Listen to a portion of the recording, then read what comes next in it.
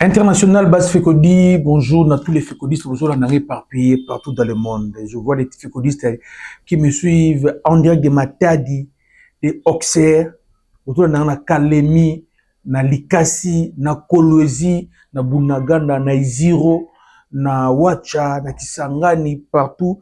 Pourquoi pas en Australie, na Pesibinumbote, Fécodi International, nous sommes là une fois de plus, c'est pour partager l'actualité sportive. Yambo Kanabiso, Oezali, Lelo dominé, la publication, il y a liste, il y a 36 présélectionnés pour la chaîne Egibetamana, Kenya, Ouganda et Tanzanie. On va faire des révélations sur le choix des joueurs, ça se passe comment.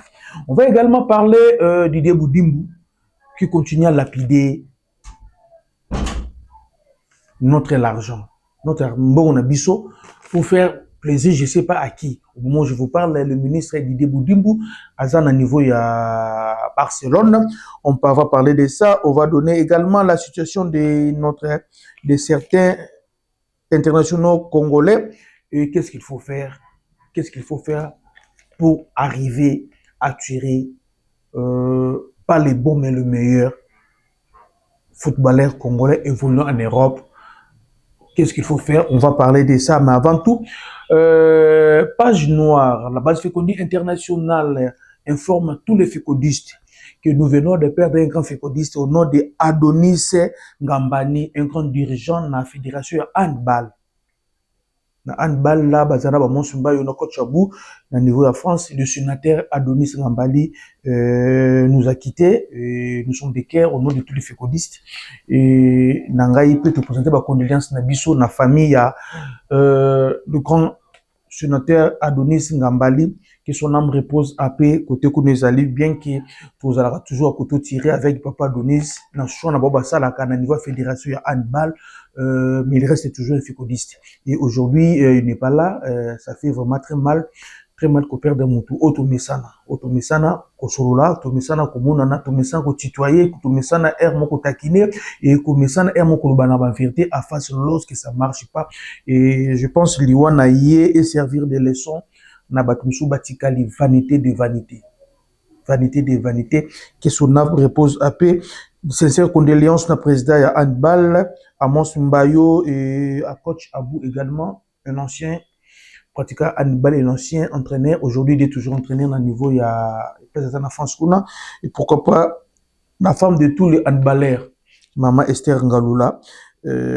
Sincère condoléances. Vraiment, nous sommes de cœur avec vous. C'est ça. Et puis, si nous sommes passés, on combat directement. RDC va jouer son premier match dans Chan, Kenya, Ouganda, Tanzanie, les 3 août. Aujourd'hui, nous sommes les 16. Nous sommes presque à 2 semaines. Il n'y a pas de début à compétition. Nous sommes à 2 semaines. Il y a premier match officiel de RDC. À entrer en liste, il y a RDC dans la compétition. Et l'entraîneur Otis Ngoma a publié une liste de présélection. Je parle bien de présélection de 36 joueurs. Et je pense qu'il y en avait 26 ou 25 joueurs là-bas. Nous sommes déjà en retard. Pourquoi publier une liste de présélection de 36 joueurs pendant que tu as que 2 semaines? Là, vous comprenez, nous sommes déjà en retard. Pourquoi publier une liste de 36 présélectionnés pendant que tu as que 2 semaines? Moi, je ne parle même pas de 2 semaines. Pas que de 10 jours, parce que lorsqu'on arrive déjà le 1er août, là, ça, on ne va pas parler de préparation. L'équipe doit être déjà dans le site. Dans la ville de New York, Toza logé la poule Nabiso. En 10 jours de compétition, ou liste après sélection. Et dans la liste, il y a des choses qu'on doit se dire en face. Premièrement, la première, pas erreur, mais la première bêtise. L'équipe Sean est composée de joueurs locaux. Et les joueurs locaux, on a présélectionné, ce sont des joueurs qui ont évolué dans l'Inafoot Ligue 1. L'entraîneur de l'équipe, Otis Ngoma, Azalaki Nenapoto. Phase classique, il y a l'Inafoot, et s'il l'a déjà, tout une play-off. Depuis on a commencé le play-off, phase aller, Betami, phase retour, et Betika 6 journées. Otis Ngoma n'était pas à Kinshasa. Comment on peut prendre un entraîneur pour une équipe Chan. Et peut-être qu'il entraînait à Bitwa Kinshasa.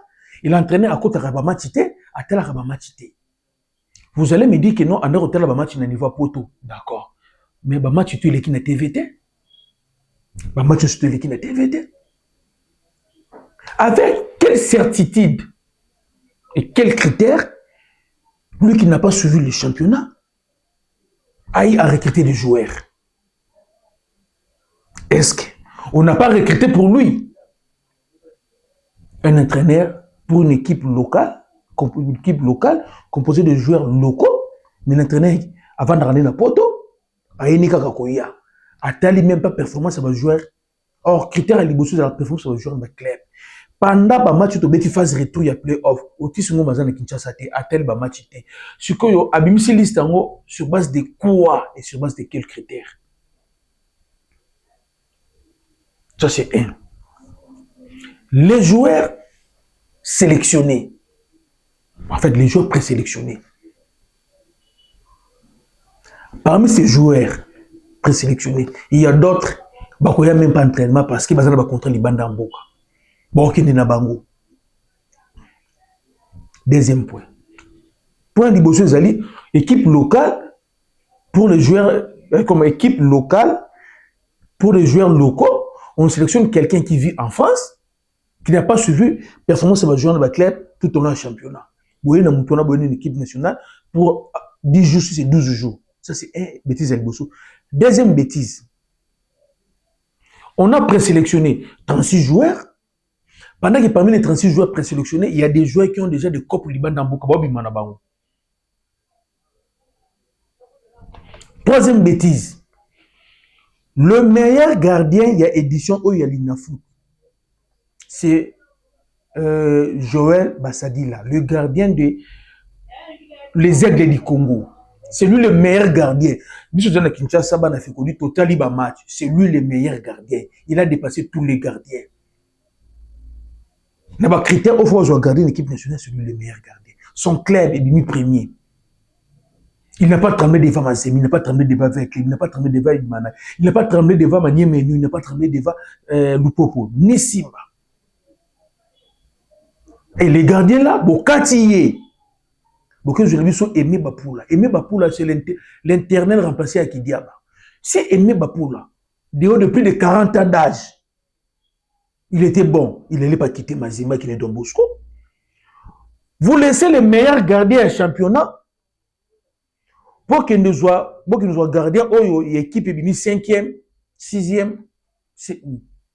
Les gardiens qui ont encaissé plus de buts, Bozui Bango. Gardien encaissé moins de buts, Bozui était. Meilleur gardien de la saison, Bozui était. Joël Bassadila, Bozui était. Pour faire plaisir, je ne sais pas à qui, pour qu'il soit Aimé Bapoula. Si Aimé Bapoula était bon, il n'allait pas quitter Mazembe. Nous tous, nous savons comment la famille TPM évolue. Si tu n'es pas bon, on te retourne dans Don Bosco. Si tu soit gardien, il y a Don Bosco. Tu es meilleur gardien. Il y a compétition. Il y a l'inafoot, au tikier. Tu es gardien à Don Bosco. Ça se voit et ça saute aux yeux. Bana fait qu'on dit liste Oyo, ça sent les 10%. On se poumonne pour football, les gens mais et qui s'y battent parce que les trucs de 10%. Et deuxième exemple. Équipe locale à Ange Vert. Équipe locale à Ange Vert. Une équipe en 6 journées, 6 défaites. 5 défaites, match nul manquant. Mais vous arrivez à trouver des talents d'équipe à Bongo. FC Bipola, FC TK match. Vous arrivez à avoir des talents là-bas. C'est parce que le propriétaire de l'équipe, c'est le secrétaire général à Colombe. Et la liste qu'on parle ici, la liste ici, ça là déjà. C'est liste ici, ça là. Et maintenant, plus grave encore, quatrième bêtise. Moi, j'ai été déjà à l'est de l'RDC. J'étais à Ouganda, à Kampala. Nakoma na Sud-Soudan. Nakoma na Soudan. Nakoma na Kenya, Nairobi. Nakoma na Tanzanie. On va jouer Chan na Kenya, Ouganda, na Tanzanie. Tozana bango presque Pas parce que nous avons un climat moko. Sans une carte RDC, carte d'Afrique au dessiné, au tali place l'Équateur et les Kata. Vous verrez que les Ouganda, les Kenya et les Tanzanie, bazan influence pays, basibiso influence ya Équateur.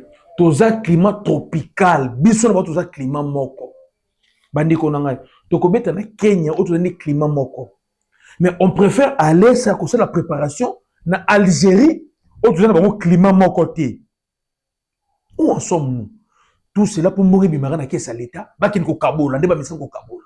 Et tout cela, c'est agence ceux qui match agence mondiale foot match, il y a coach de sabre, na type wana o Cameroun na Joe. Il y a plus bakanga makana na kwa moko boye ceux qui et potaka fui.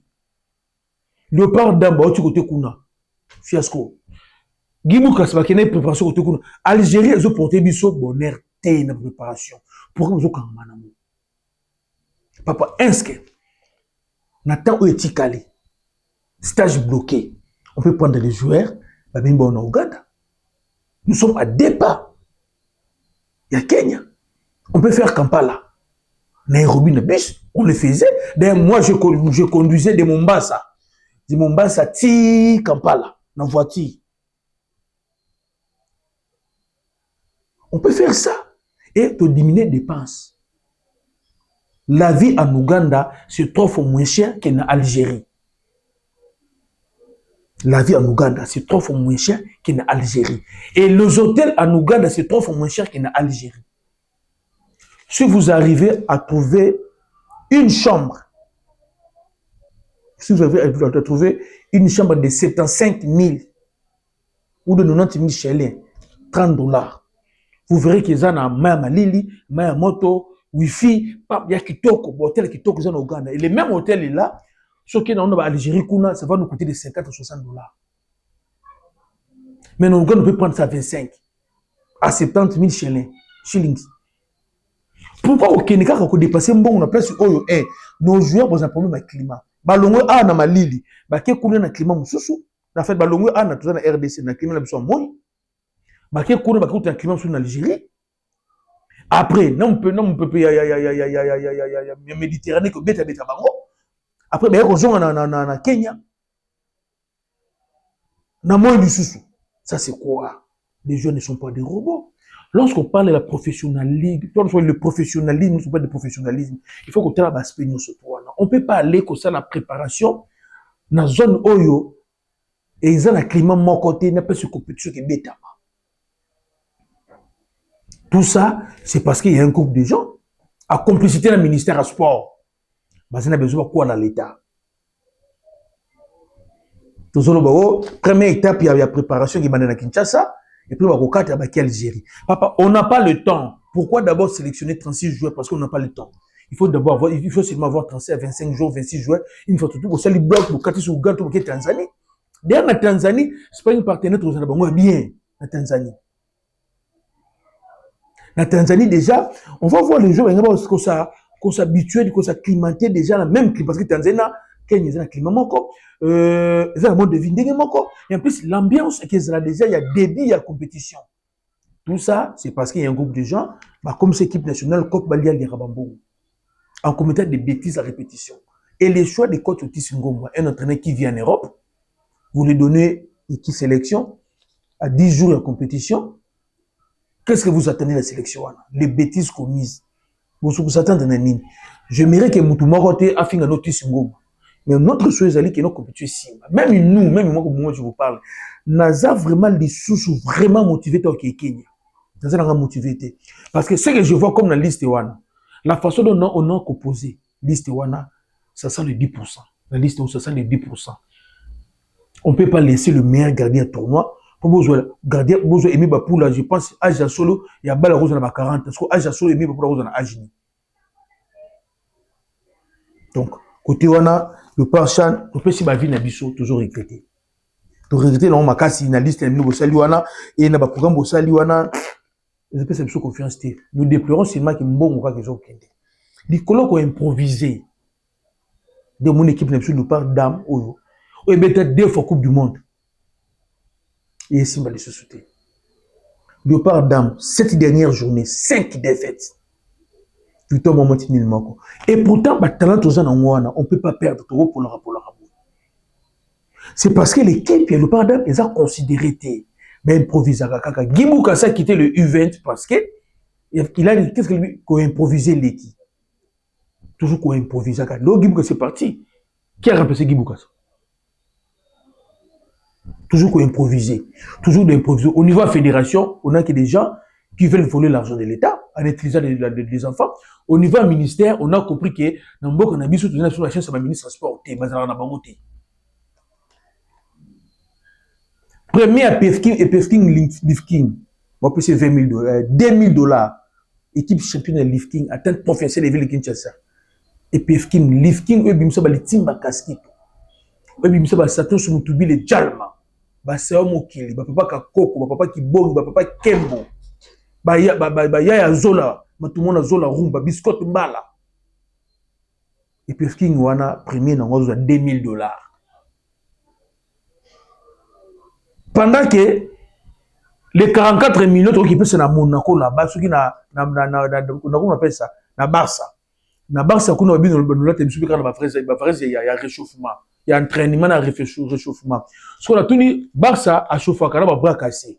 D'abord, tu as mis sur le Congo, pour un réchauffement. Toi, on match qui banda, tu feras sous tous à la raté. À Tabino Moko vraiment. Mais le Barça, il y a ma bébé. Il y a Massia. Donc, Massia, une école de foot, dans le Tabiso. Oh, les escroqueries nationales, au moins, dimension escroqueries dans le Oyo. On a même 7 ans. Mais j'ai vu des vidéos d'idées boudines, quoi. Ils sont pas cannés à Barcelone. Papa, on va même dans Mboka. Déjà, dans le ministère, il y a sport. Grève. Des difficultés. Maintenant, le ministère, nous va gréver. Le ministère du sport va gréver. Le club, bon, exact, mais il y a 44 millions de $, qui peut à Barcelone. Pour que ça, la langue est loco. Barcelone, on paye un bébé, et Ujana, la Masia. Oh, qui est dans bon côté vraiment. Papa, moi, je suis total à match à la Masia, total à match à côté. Oh, il y a entraînement. Si vous avez il y a réchauffement, c'est ça. Est-ce que il y a réchauffement? Si vous réchauffement à Barcelone, nous allons en direct. Si on a ton enfant dans la TV, tous les gens ça va réchauffer tout le temps RDC au cœur d'Afrique, au cœur d'Afrique, le réchauffement. Oh, bah on a pas toute l'équipe est chauffée dans la Liban dans le bistrot. Ce match est banni de au quota. Donc si ça a réchauffé dans combat RDC dans mon Congo, na ba mo ba Barcelone na mo na ngoti. Je sais pas, bozo ba photo torga, bozo ba photographe routine na kuno kangela biso ba photo ya Barça. Na chauffement pour tout le monde qui bat à biso pour atteindre la Ligue des Champions tout le monde n'a pas ça la sauter pour na poto ceux qui sont bien dans stade va na ba Liban na ba cafétéria va na ba ceux qui match bandi tout le monde va boost de tondi so tant ba ça na réchauffer ba nous na bangote les images on veut tomber chauffer tout le monde na biso pas ngopété so et ça les 44 millions là bon vous ça on va mentir. Oh, bah juste qui local Morokuna ministère des sports qui est local na camp nous sous camp nous pour exposer à Nîmes. Comme ça là. Si on était ministère du tourisme on allait comprendre bah que il a besoin gorille de montagne, bah gorille de montagne na biso au bazana pas Virunga, bah il a besoin Babonobo, bah il a besoin Okapi. Oh, ça n'a pas d'abisso. Bah, quand tu as fleuve Congo, parce que dans mon exposition, moi, je vais fleuve Congo dans le Ménétazini, bah, quand tu as fleuve Congo, bah, quand tu as forêt équatoriale. Au repas, bah, quand tu as besoin de Bilokwana. Bah, quand tu as besoin de rumba, musique rumba. Et Metaka. Au repas, parce que rumba est un patrimoine mondial de l'UNESCO. Papa, le football congolais est un patrimoine mondialité. Même il y a beaucoup de football congolais qui ont évité. Parce qu'il y a un jeu local où on a pour assurer le rana banani pour banane baya. Vous pensez qu'il y a des autres dans la fédération? Un investisseur sérieux à quoi qu'on investir dans le club congolais. Les gens ont les dirigeants des clubs. Bah c'est j'ai vu Alexandre Song, il a son diable noir à Brazzaville. Parce qu'il a trouvé qu'il y a des sérieux là-bas. Ah, dans le Congo, l'équipe est telle que les Vita. les Imana, même les Lupopola, les Sangabalende, les Tikou, Toteke la Batouba sont ma équipe wana. On ne peut pas continuer aux la équipe wana et dehors, comité de sages, oh, ceux qui conseil suprême, oh, ceux qui les disadiment, papa, Toteke la équipe wana. Tout le monde vidéo Timanga, il y a belé basomba son équipe wana. Supporters basomba kaete basomba en équipe. Au moment où je vous parle, vers club 3 fenêtres, a recruté, on a fait quoi? Vous voyez bien, on sanctionne qui déjà. Mais vers club a recruté des joueurs, a quoi enregistrer dans wapi. Donc tricherie peut faire les autres préparément déjà. Ça sera complicité de la fédération. Parce que les joueurs qui veulent que les recruter, vous verrez que non, vers club a somba bango, mais on a combat avec l'habité, bon, ça va être côté moussous. Tricherie. Tout le côté Iman. Iman est comme une pépinière, il y a une équipe plutôt au Congo. Une équipe plutôt au Congo, comme on recruté Neymar. Paul Kassembele, Mandé Sili. Bon, on est comme Kassembele qui est mandat et Sili. Maintenant, il faut comité Sika. Il faut nouveau président de coordination Aya. Batoulier Kassembele Kende, Kassembele Yona mandat et Sili. Bon, mais Mina Nisiko Neymar. Le vrai problème, c'est l'équipe, surtout l'équipe à Kinshasa. Ce sont des clubs qui n'ont pas de critères pour postuler la poste de coordination. On prend n'importe qui. Comme président à Vita Neyman. Exemple simple. Sur base de quels critères Zimbamoto a comme président Neyman? Zimbamoto. Or, le club sérieux, il y a des critères. Pour postuler la coordination, il y a un club Wana. Au cours de l'administration, il y a déjà des critères. Il faut répondre à des critères. Cela ne veut pas dire qu'il faut être millionnaire. Tu dois venir avec des idées. Comment faire avancer l'équipe? L'équipe, il m'a régénérer nos recettes. On n'a pas besoin de yo oyana bon, on a pour soutenir l'équipe. Non. On a besoin oyana ba idée na yo ya bien, on le tiewana, on répond à des critères et qui est de l'iboussou. So yebi sera sur base de quels critères? Oyimana recruter ba président coordination, même le club. Imana ba joueur bazar okende. Jusque là, même pour vite dans la sanction zo recruter. J'ai vu même Eli qui est de Mahagi. Ma banga de Ndrele Kwandroma, azo recruté. Banika ba maleke ça, bazo recruté. Mais ce qu'il m'a recruté, te bazo bazo okende. Président, ici, je lance un appel à tous les Imaniens. Gauthier Bilele, je vois le Gauthier Gladys Bokesse, j'ai le Elanga, qui encore, même les Imaniens qui sont dans les aigles du Congo, Renaissance, Binonio surtout. Le moment est venu. Dani, vieux Dani, Dani, bon vendre, bon micro solo, bon sauver des simples.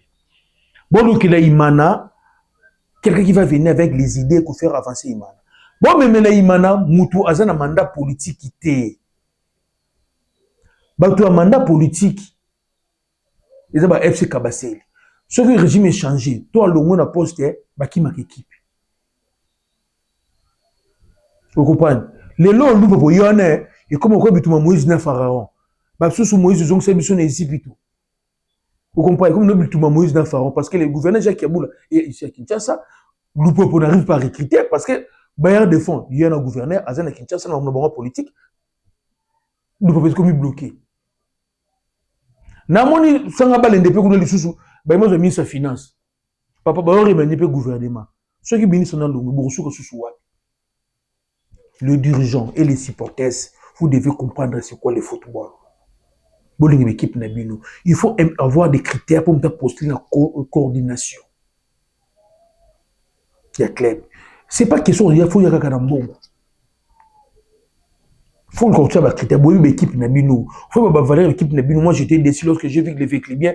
Ma PC 1000 vestes et dans Mamadou Diaby ceux qui nous ont pour ça avec club. Il y a même les supporters des clubs qui ne connaissaient pas Valère équipe à Koumisaka. C'est ça. Donc, il peut se passer sur côté. Nous, on avance. Hein. On avance. Grand merci à Galvino, Maman Nouchka Mbaka. On évolue. Maman Christina Ndiba. Qui ressemble à nous, on avance. On faut passer à la Babylone. Le mercato, ça continue. On commence par filmer comme Pouloulou. L'India, la Turquie. On propose 4 millions. Son club veut 5 millions. Joueur congolais, apparemment, le club n'a pas voulu libérer Bangoté.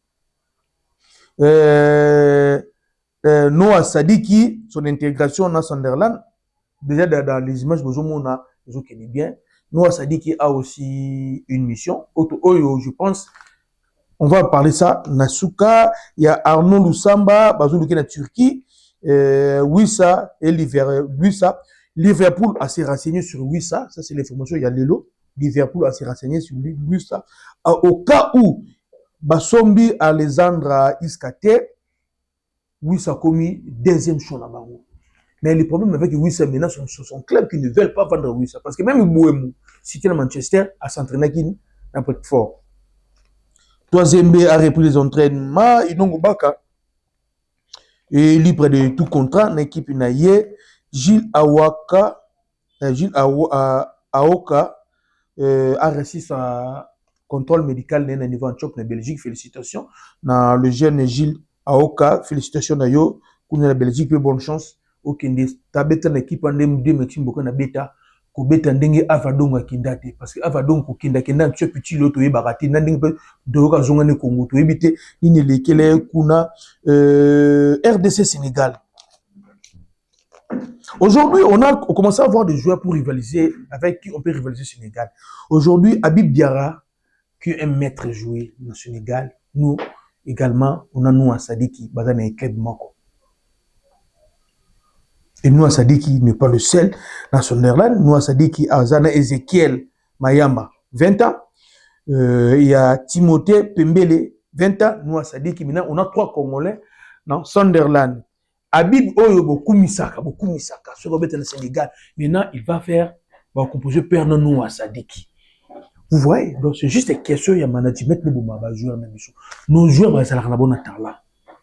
Mais ils ont dans le bandini mal managé. Et maintenant, nous, à Sadiki, avant de commencer à tutoyer, chaque jour, à Habib Diarra, oh, il va te dire, mal frère, on a un zamba balé. Alors, nous, à Sadiki, nous, à Sadiki, on a accès, il y a mon kumbusu. Oui, mon kumbusu. C'est pas mon babé, t'as un nyonso. Et même matin, mon kumbusu. Vous comprenez? Pour la MMA, babé, t'as un billet. C'est comme mon kumbusu, bambana, bamilangi, banzete. Parce que nous, à Sadiki, on tombe dans la miliona. Les Sénégalais qui ont nous Sadiki côté et bonne chance à Bangouana. Également, on voulait, je m'adresse à Maman Belinda.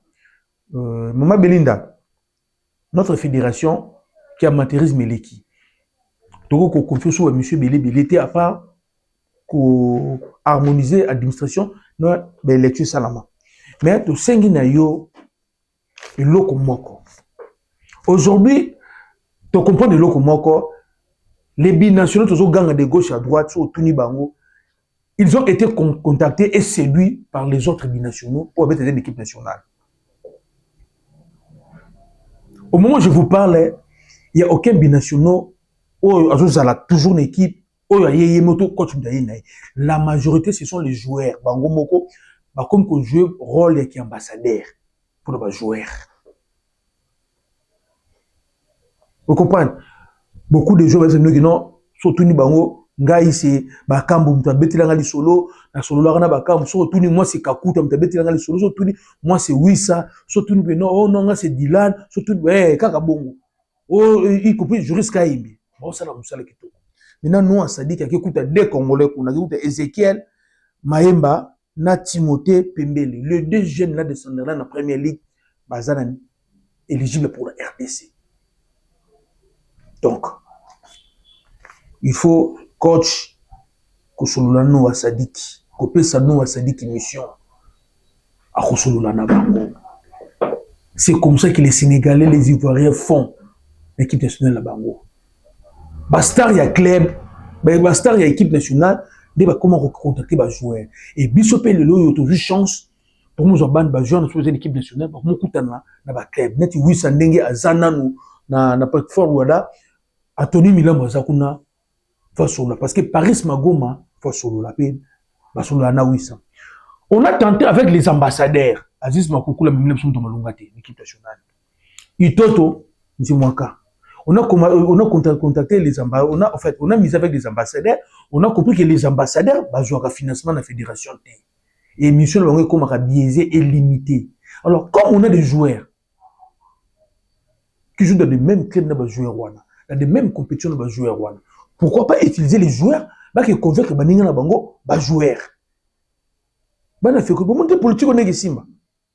On utilise les joueurs pour aller convaincre les mêmes joueurs, ses amis joueurs.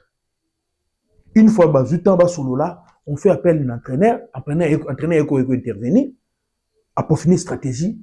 Vous allez voir, ça va se passer plus rapide que toi, il y a des sabres à découvrir. Parce que des sabres, il y a au Congo, toujours aider la presse, toujours aider à découvrir les joueurs. Donc, on a prouvé que des sabres, tous nous savons comment ils travaillent. Alors, on a manager travaille na bango. Et les managers là, ceux qui yo joueur ou tout ça dans une ceux qui ont bango, tout manager n'a pas coopératé, bah comme nous des sabres. Pendant qu'on criait à Fimiko pour le manager au travail des sabres, qui a contacté Fimiko pour le. C'était plutôt Bakambu, on te contactait qui. Au moment où je vous parle, Romeo Lavia, à Chelsea. Romeo Lavia, oh, il habite à Chelsea. Papa n'est pas flamand, maman n'est pas congolaise. Romeo Lavia peut jouer en RDC et c'est possible. Mais nous avons fait connu, toujours Moussala, au Salaka, il y a dossier Romeo Lavia. Les dossiers là pour la matière épaule. Il faut approcher le parent des joueurs. Il faut que ça la science à travailler na bango. Là c'est l'entraîneur, direction technique nationale Fuzala. Secrétaire tout président il y a faut vendre la peau. L'entraîneur coach des sabres, directeur technique national, le président de la fédération faut vendre. Vous prenez les parents ou ba joueur ou ba joueur bayaka, côté la match va jouer. Au celle-ci moi dîner moko na bango. Vous expliquer bango équipe d'Engizali na bambissu équipe. Et ça bango repose ba parents na mbongo té. Bo sololi na bon ce sont des patriotes. Ndenge bango bandima bana babo bete na Congo, bo solliciter ba parents wana, ba ke kokuta na ba parents misusu na poto, o bana na babo ba bete rabale, une fois équipe nationale yé ba so bandima. Vous comprenez? Aujourd'hui, on parle de Noah Sadik comme modèle. Et il y a beaucoup de joueurs où Noah Sadik, les loups, ça séduit. Il aurait mis l'équipe nationale. C'est parce que Noah Sadik a yé. Et pour preuve, Noah Sadik a fait quelque chose où on disait que si un joueur devient international africain, surtout congolais, il y a un transfert à Koyaka. C'est ça, non? On disait que Noah Sadik, pas Noah Sadik, si un joueur en Europe a opté pour une équipe africaine, et surtout sur RDC, n'a marché à transfert, le transfert market n'a prix équitaka. Noah Sadik, avant de devenir international congolais, le transfert market a combien? Aujourd'hui, international congolais a Tekami 17 millions d'euros, plus bonus à 3 millions. Donc ça prouve que hypothèse ouana et maintenant qu'on freine les parents n'a pas joueur pour en Afrique dans l'équipe nationale ils ont le couta et nous ça dit que c'est un ouin dédié, c'est un ouin dédié comme nous dit dans la Bible toujours mutu moko akoya akopangisa bino maya misu. Vous comprenez? C'est comme nous à Sadik, il est venu, il a déjoué les pronostics. Il est venu, aujourd'hui, on a compris que non, un joueur international congolais a sali transfert, il y a record. Pourquoi? Moi, on est au Congo. Si déjà Noah Sadik a 20 ans, à Congo, si déjà Noah Sadik a 20 ans, à ce transfert à Kassi Bongo. Parce que yo a 22 ans aux Oboudé. Ton peu valeur marchande noble aux 2 millions, 4 millions, 5 millions d'euros. Tu penses qu'à 25 ans, nous rien la bissoire. Après, si tu le bureau déjà. Tu le quartier mondial. Nous recrutons dans 3 phases. Phase de l'Ibosso, c'est un jour où le roi est allé, pour qualifier sur la Coupe du Monde. Na Coupe d'Afrique. Comme Coupe du Monde déjà l'équipe, Coupe d'Afrique. Tout ça qualifié Coupe du Monde tout bêta tout le cabacho bon y'a l'élo pour te mettre pas qualifié sur la Coupe du Monde donc on va filmer pour nous donc on va l'autre là Bakapoati On a des joueurs avec qui, tous en bango, pour comme ça, bango, lobby, le cadre d'équipe nationale. L'école est le Moukaou, le Noua Sadiki. Donc, il faut tous en avoir déjà les lots, qui ne sont pas des cadres. Parce qu'après, quand les chanceliers même te compter sur la bango, ce soit le Moukaou, le Noua Sadiki, ne sont pas cadres. Tu mets dans la Coupe du Monde, dans la Coupe d'Afrique et les autres. Mais on a aussi des joueurs qu'on a besoin de retraiter pour la Coupe du Monde. La Coupe d'Afrique, ils ont retraité dans 3 phases. Donc, l'équipe nationale, la porte est grandement ouverte pour tout le monde. Maintenant, si vous avez parents, vous devez être des patriotes. Bon, un exemple, il y a papa Francis Sadiki, le papa de Noua Sadiki. En fait, moi, je l'appelle coach Sadiki. Bon, un exemple, il y a bon, un exemple, il y a Noua Sadiki. Donc, hypothèse selon laquelle ceux qui jouent à la communauté internationale congolais, en fait, congolais, à côté comme Biente et Zalokuta. Noua Sadiki, il y a un international congolais, à Teke, Chitok. Vous comprenez? Il y a un quand où en sommes-nous avec ma préparatif il y a match? J'ai appris, le coach de Sabre, dans le coach de Sabre va être dans une semaine à Kinshasa. À Kinshasa, il va superviser l'équipe Chan. Après l'équipe Chan, coach de Sabre, à Okenepe, Kenya, il ne va pas coacher, il va aller seulement superviser l'équipe Chan, voir comment ça va se passer, s'il y aura des talents à piocher pour la liste de Zakoya. Et la liste qui est en mois d'août. La liste est en mois d'août. Mais Epsibino, pour la communiquer na kati. C'est un problème.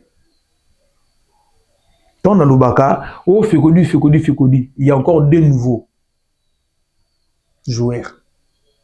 Quand j'ai contacté Bango. Maintenant, il y a Bango parce que na lingi na mona de ceux qui na moni FIFA kuna, les nouveaux FIFA ont enregistré Bango. C'est ça. Tu comprends, hein? Minga Kolobe, c'est gloire que moi, je pense que comme Nasuka, Batutu Bolinga Fekodi, n'a pas si nomboté, est-ce que vous allez, nous avons battu la bisson. Moi, sur le bête, c'est belé. Et on s'en l'a, et c'est belé.